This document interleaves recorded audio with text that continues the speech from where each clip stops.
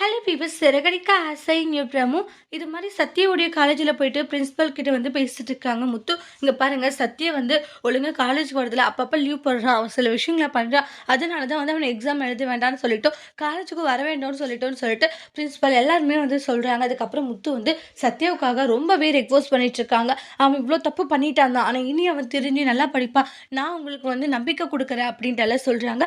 நீங்கள் யாருன்னு கேட்கும் போது சத்யாவுடைய மாமா அப்படின்றாங்க.